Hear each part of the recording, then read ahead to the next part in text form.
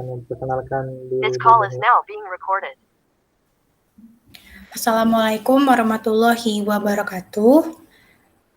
Yang saya hormati pembimbing saya, Bapak Hanung Nindito Prasetyo, SSIMT, dan Ibu Siska Komalasari, STMT.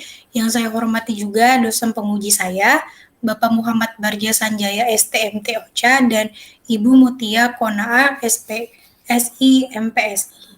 Perkenalkan, saya Peggy Trivandra. Hari ini saya akan mempresentasikan proyek akhir saya yang berjudul Aplikasi Pengolahan Data Kesehatan Ibu dan Anak di Puskesmas Makrayu Modul Ibu Hamil. Selanjutnya adalah latar belakang. Secara umum, Poli Kesehatan Ibu dan Anak ini memfasilitasi pelayanan ibu hamil, keluarga berencana, dan imunisasi bayi, batita, dan juga balita. Berdasarkan hasil wawancara dengan bidan koordinator yang ada di Poli Kesehatan Ibu dan Anak di Puskesmas Makrayu, pengolahan serta pencatatan data pasien ibu hamil masih dilakukan secara manual, yakni menggunakan buku. Padahal sasaran target ibu hamil di Puskesmas Makrayu dalam 1 tahunnya mencapai 1.313 orang sesuai dengan jumlah penduduk yang ada di wilayah Kecamatan Ilir Barat 2. Sehingga paling tidak dalam 1 bulan harus mendapatkan 8,3% atau sekitar 110 orang pasien untuk memenuhi target tersebut. Dengan menggunakan sistem manual, petugas Poli KIA memiliki beberapa masalah, diantaranya kesulitan dalam pencarian data pasien dikarenakan jumlah pasien yang banyak. Kemudian tulisan yang tidak jelas karena ditulis menggunakan sistem manual, yakni dengan menggunakan buku. Kemudian mencatat data pasien di buku yang salah karena jumlah buku yang digunakan banyak. Dengan adanya permasalahan tersebut, saat petugas melakukan rekap data pasien, menyebabkan keterlambatan dalam pengiriman data ke Dinas Kesehatan Kota. Karena itulah, saya membangun sebuah solusi, yakni aplikasi pengolahan data kesehatan ibu dan anak di Puskesmas Makrayu yang memiliki 2 modul, yakni modul ibu hamil yang saya kerjakan dan modul posyandu yang dikerjakan oleh rekan saya Reza. Selanjutnya ada pun rumusan masalah. Yang pertama, ada bagaimana memfasilitasi petugas KIA di Puskesmas Makrayu dalam mencatat, mengolah, serta merekap data ibu hamil secara daring. Yang kedua, bagaimana caranya dalam pencarian data ibu hamil itu dilakukan secara daring. Kemudian, dari rumusan masalah tersebut terdapatlah tujuan yang dihasilkan. Yang pertama, menyediakan fitur untuk mencatat, mengolah, serta merekap data ibu hamil secara daring. Dan yang kedua, ada menyediakan fitur pencarian data ibu hamil secara daring. Selanjutnya, ada pun batasan masalah. Yang pertama, aplikasi ini hanya dapat melakukan pencatatan, pengolahan, serta perekapan data pasien ibu hamil yang ada di Poli Kesehatan Ibu dan Anak di Puskesmas Makrayu. Yang kedua, slide-nya maaf ya, belum berubah. Ini Pak, udah berubah Pak? Belum ya. Itu kenapa ya kira-kira? Kayaknya Peggy belum ini Pak, belum upgrade browsernya mungkin. Oke. Tapi koneksi di sana lancar ya? Lancar Pak. Nah ini baru ya, kebatasan masalah. Ini udah nampil batasan masalah ya Pak ya? Iya benar. Oke, silakan. Baik. Selanjutnya, batasan masalah yang kedua, ada aplikasi ini hanya untuk pasien yang berada di Kecamatan Ilir Barat 2. Yang ketiga, pengecekan letak bayi pada aplikasi ini menggunakan cara palpasi Leopold atau cara perabaan dengan menggunakan tangan, karena tidak adanya ultrasonografi atau USG. Yang ketiga, maksud saya yang keempat, aplikasi ini hanya mencatat metode pembayaran yang dilakukan oleh pasien. Dan yang terakhir, aplikasi ini hanya digunakan oleh petugas Poli Kesehatan Ibu dan Anak di Puskesmas Makrayu. Selanjutnya adalah metode pengerjaan. Metode pengerjaan yang digunakan ialah dengan menggunakan metode waterfall. Karena metode waterfall ini, kebutuhan user sudah diketahui dengan jelas dan proses pengembangannya juga dilakukan secara bertahap, yakni dilakukan dari requirement definition atau analisis kebutuhan sampai dengan operation and maintenance atau pengoperasian dan perawatan. Selanjutnya, kita akan melakukan demo aplikasi.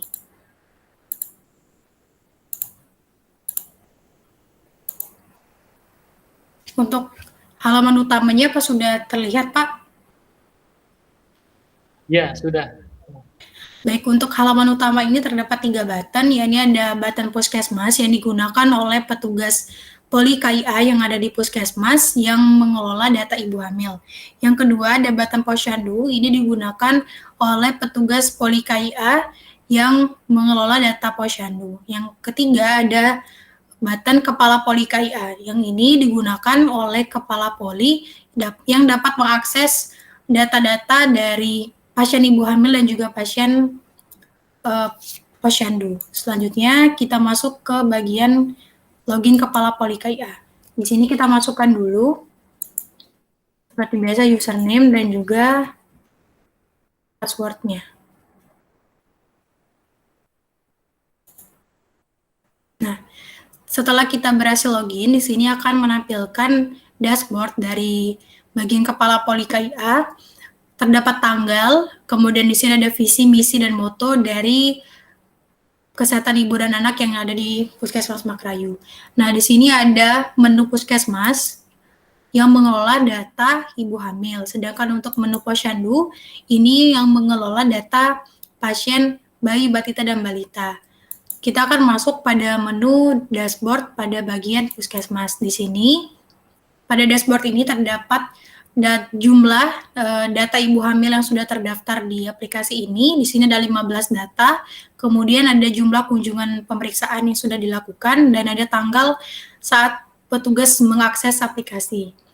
Selanjutnya ada menu data pasien. Pada menu ini menampilkan data-data dari pasien ibu hamil yang sudah terdaftar. Di sini ada button untuk kelola pekerjaan, dan di sini ada button tambah untuk menambah data identitas baru dari pasien. Nah, kita akan masuk pada bagian kelola pekerjaan.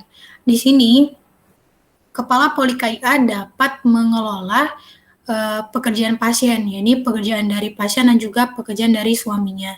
Kita bisa menambah kategori dari pekerjaan pasien. Misalnya kita menambahkan dia adalah dokter. Tipenya adalah tipe pasien. Kita klik simpan. Nah, di sini kategorinya sudah menambah, ada kategori dokter. Begitu juga untuk pekerjaan suami, kita bisa tambah. Misalnya kita tambah guru. Untuk tipe suami, kemudian kita klik simpan. Nah, untuk kategorinya ini juga bisa kita edit.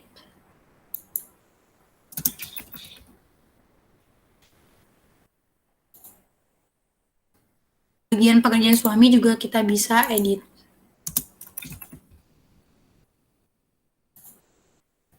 Nah, nantinya kategori ini akan ditampilkan pada saat kita menambahkan data baru dari pasien ibu hamil. Nah, di sini kita juga bisa menghapus dari kategorinya. Kita juga bisa menghapus kategori dari pekerjaan suaminya. Kemudian kita akan masuk pada bagian tambah. Di sini gunanya akan menambah data identitas ibu hamil. Kita masukkan dulu ID pasiennya, kemudian nomor KTP dari pasiennya, kemudian kita masukkan nama pasiennya, pekerjaan dari pasiennya, golongan darah, nama suaminya, pekerjaan dari suami, tanggal lahir dari pasiennya. Di sini kita bisa memilih dulu tahun lahirnya, kemudian bisa memilih bulan dan tanggalnya. Nah, di sini secara otomatis umurnya akan terdeteksi sendiri sesuai dengan tanggal lahir yang diinputkan. Kemudian kita masukkan alamatnya.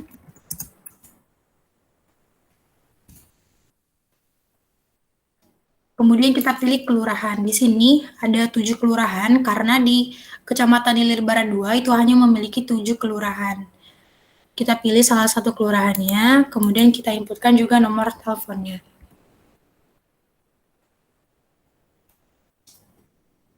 Klik simpan. Nah, jika datanya berhasil ditambahkan, maka akan menampilkan pesan data berhasil ditambahkan.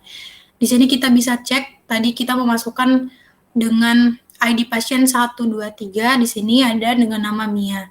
Nah, di sini kita bisa mengedit juga datanya. Misalkan kita akan mengedit golongan darahnya. Kemudian kita klik simpan. Data berhasil diedit berarti menandakan data yang kita edit tadi sudah berhasil. Kita bisa langsung cek di sini, golongan darahnya sudah berubah. Di sini juga kita bisa menghapus datanya. Misalnya kita akan menghapus salah satu data dari pasiennya. Nah, data berhasil dihapus. Di sini, Kepala Poli KIA dapat mencetak laporannya, maksudnya dapat mencetak rekap data dari data identitas ibu hamil. Nah, di sini ada bentuk Excel-nya, ada bentuk PDF, dan ada juga bentuk print-nya atau bisa langsung print. Selanjutnya kita akan masuk ke menu data pemeriksaan pasien. Di sini akan menampilkan data-data pemeriksaan ibu hamil dari nomor 1 sampai nomor 10, kemudian kita juga bisa lihat ke halaman selanjutnya juga. Pada halaman ini kita bisa melihat detail, jadi kita bisa melihat detail hasil pemeriksaan yang sudah dilakukan, kemudian kita juga bisa mengeditnya. Nah, misalkan kita akan mengedit hasil diagnosanya, kita klik edit di sini, hasil pemeriksaan atau metode pembayaran. Misalkan kita akan mengedit metode pembayaran yang dilakukan. Di sini, yang pertamanya dia BPJS, kita akan ganti ke jenis pembayaran, itu adalah KK. Nah, di sini berhasil data pemeriksaan berhasil diubah. Kita juga bisa lihat detailnya kembali, apakah sudah sesuai. Di sini jenis pembayaran sudah diganti menjadi jenis pembayaran menggunakan KK. Nah, kita akan menambah hasil pemeriksaan pasien yang baru. Caranya kita akan klik button tambah, kemudian kita memilih pasien mana yang akan kita lakukan pemeriksaan. Di sini menampilkan tabel dari data identitas pasien atau data identitas ibu hamil yang sudah terdaftar tadi. Kita misalnya akan melakukan pendaftaran, maksud saya akan melakukan pemeriksaan terhadap pasien Mia yang kita tambahkan tadi, kita klik langsung ke periksa. Nah, di sini kita langsung menginputkan ID petugas yang melakukan pemeriksaan terhadap pasien tersebut. Tanggal periksanya kita inputkan, kemudian GPA-nya, jarak kehamilannya, usia kehamilannya sekarang, tinggi badan dari pasien, lilanya, tekanan darah, tetanus toksoid dari pasien, zat besinya, FU dari pasien. Nah, letak bayi, di sini kita juga bisa memilih letak bayinya. Ada detak jantungnya juga.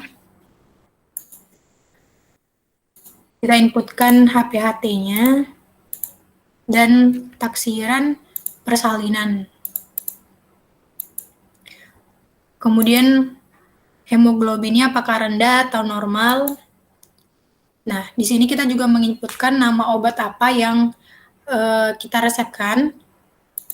Misalkan kalau tidak ada, kita inputkan tidak ada, tindakan medis yang dilakukan hanya melakukan pemeriksaan rutin. Kita klik selanjutnya. Nah, di sini petugas menginputkan hasil diagnosa sementara apakah pasien tersebut mengidap penyakit HBsAg, HIV, atau sipilis. Misalkan dia sipilisnya positif, kita klik. Kemudian selanjutnya di sini memilih metode jenis pembayaran yang dilakukan. Kita klik simpan. Nah, di sini berhasil data pemeriksaan berhasil ditambahkan. Kita juga bisa melihat detailnya. Di sini merupakan detail hasil pemeriksaan yang sudah dilakukan. Nah, pada bagian Kepala Poli KIA, di sini juga pada data pemeriksaan ibu hamil, Kepala Poli KIA dapat mengelola kategori. Nah, di sini jika sewaktu-waktu ada jenis pembayaran dengan kategori baru, di sini kita bisa klik tambah. Misalkan di sini bisa melakukan metode pembayaran dengan metode kredit. Kita klik simpan. Kemudian kondisi HB juga sama, misalnya rata-rata, klik simpan. Jika letak bayinya ada kategori yang baru, kita bisa tambah salah satu.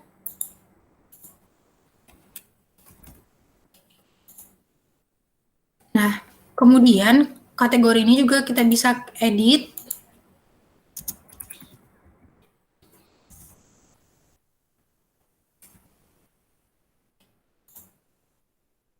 Begitu juga pada kategori kondisi HB dan letak bayi. Di sini juga kita bisa hapus. Kemudian kita hapus juga letak bayinya. Nah, jadi kelebihannya di bagian Kepala Poli KIA, Kepala Poli KIA-nya dapat mengelola kategori, baik itu kelola kategori pada data pemeriksaan maupun kelola kategori di data ibu hamil. Selanjutnya adalah data pasien rujukan. Di sini menampilkan tabel yang berisikan nama-nama pasien yang dirujuk ke rumah sakit. Kita juga bisa mengedit. Bisa kita mengedit data yang sudah ada, kita klik simpan. Nah, kemudian kita juga bisa menghapus. Kalau berhasil dihapus, maka akan menampilkan pesan berhasil ID rujukan 39 berhasil dihapus. Kemudian kita juga bisa menambah. Saat kita menambah data pasien rujukan baru, di sini akan menampilkan tabel dari hasil pemeriksaan ibu hamil. Karena setiap pasien yang akan dirujuk ke rumah sakit itu harus selesai atau sudah melakukan pemeriksaan di Poli Kesehatan Ibu dan Anak. Nah, di sini kita bisa memilih pasien mana yang mau kita rujuk. Misalkan kita akan merujuk pasien Mia, kita klik rujuk. Nah, di sini kita masukkan dulu nomor rujukannya.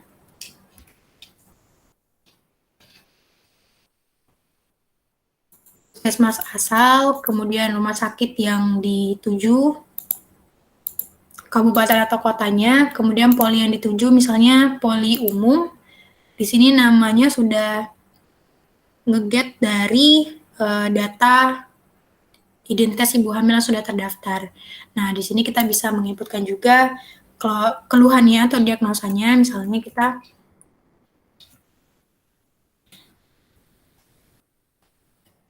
kemudian kita klik simpan. Nah, data berhasil ditambahkan.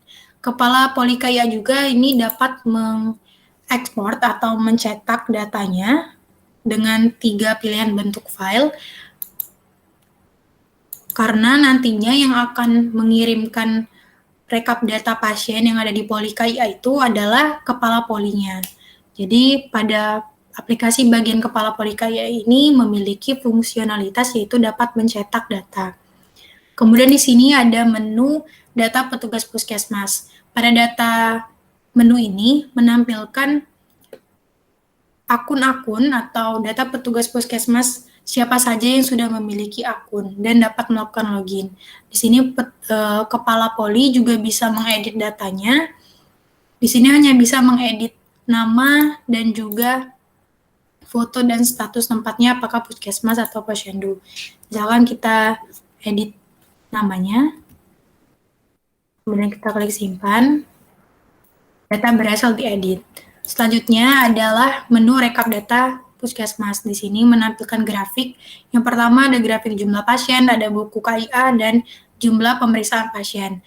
Nah, di sini petugas dapat memilih tahun dan juga bulan yang dia ingin lihat grafiknya. Misalnya bulan Juli. Nah, grafiknya seperti ini. Misalkan kita cek untuk bulan Oktober. Grafiknya masih 0 karena tidak ada yang diinputkan untuk bulan Oktober. Selanjutnya, di sini ada rekap data pasien ibu hamil.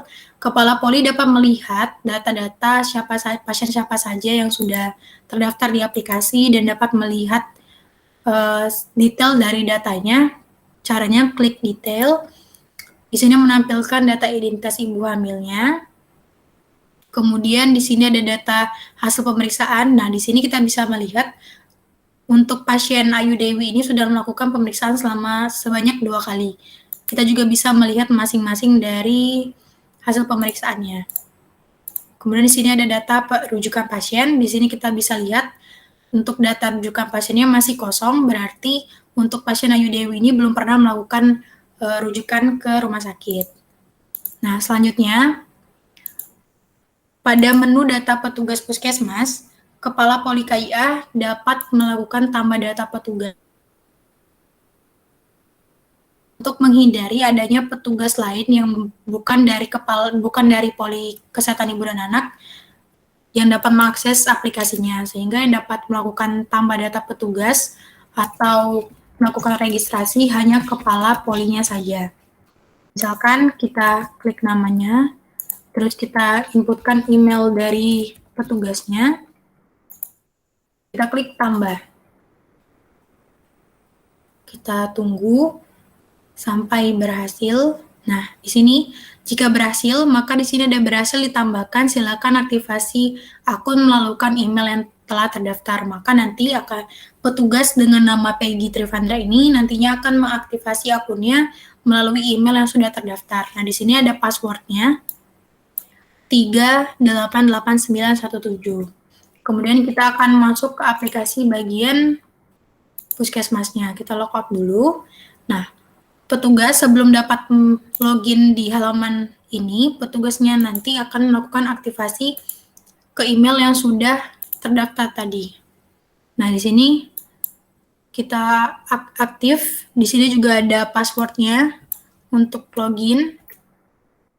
Kita klik aktif. Nah, di sini selamat peggytrivandra@gmail.com sudah diaktifkan.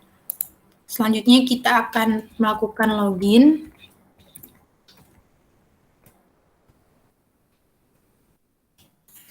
Kita masukkan password yang sudah disebutkan tadi di email, kita klik login. Nah, berikut ini merupakan tampilan dari dashboard-nya. Untuk menu-menunya kurang lebih sama dengan menu yang ada di aplikasi bagian Kepala Poli. Yang berbeda itu pada setiap menu di sini tidak ada button untuk kelola kategori. Di sini tidak ada kelola kategori untuk data identitas ibu hamil. Di bagian pemeriksaan juga tidak ada kelola data pemeriksaan, karena yang hanya dapat mengelola kategori itu hanya kepala polinya saja atau bisa disebut dengan adminnya. Nah, di sini petugas juga tidak bisa mengekspor atau tidak bisa mencetak, karena yang hanya dapat mencetak itu adalah kepala polinya. Di sini pada bagian menu data pasien kurang lebih sama. Di sini untuk menambah data pasiennya, kemudian petugas juga dapat mengedit data. Kemudian juga dapat menghapus. Kita coba hapus satu. Data yang dihapus tidak akan bisa dikembalikan. Kita klik hapus, data berhasil dihapus. Begitu juga dengan data pemeriksaan pasien, saat menambah, itu akan menampilkan dulu data ibu hamil, kemudian kita bisa memilih ibu hamil mana yang mau diperiksa. Selanjutnya, di bagian data pemeriksaan juga kita bisa melihat detailnya dan bisa mengedit. Untuk data pasien rujukan juga sama dengan yang ada di aplikasi bagian Kepala Poli, hanya saja di sini yang berbeda pada kolom action itu ada button checklist. Jadi button checklist ini digunakan oleh petugas sebagai tanda apakah pasien tersebut sudah mendapatkan surat rujukan atau belum. Nah, untuk yang sudah di checklist itu menandakan bahwa pasien tersebut sudah mendapatkan surat rujukan. Jika belum, maka di sini petugas tidak mengklik checklist-nya. Untuk tambah pasien rujukannya juga sama, menampilkan dulu data pemeriksaan ibu hamil, kemudian baru mengklik button rujuk. Untuk data petugas puskesmas, di sini petugas dapat bisa mengedit passwordnya, nama, dan juga foto. Misalnya kita akan mengedit fotonya. Kita pilih salah satu foto, misalkan. Kemudian kita klik simpan. Nah, di sini. Kemudian pada menu rekap data pasien itu terdapat dua pilihan. Pertama ada pilihan puskesmas, di sini sama menampilkan grafik dan juga rekap data dari pasien ibu hamil. Di grafiknya bisa memilih tahun, bisa memilih bulan. Kemudian untuk rekap data pasien ibu hamil kita bisa klik detail untuk melihat data identitas pasiennya, kemudian hasil pemeriksaan dan juga data rujukan pasien. Nah, untuk bagian rekap data pasien pada menu Posyandu, di sini menampilkan rekap data Posyandu yang sudah dikirimkan dari aplikasi Posyandu dan ditampilkan pada menu rekap data pasien bagian Posyandu ini. Saat kita klik logout, di sini ada forgot password. Di sini digunakan untuk apabila petugas lupa passwordnya. Bisa masuk di emailnya. Kita klik misalnya emailnya. Kita kirim, maka nanti bisa cek di email dari petugasnya. Kita cek di emailnya. Nah, di sini masuk di email petugasnya kita bisa reset password. Kita bisa reset password.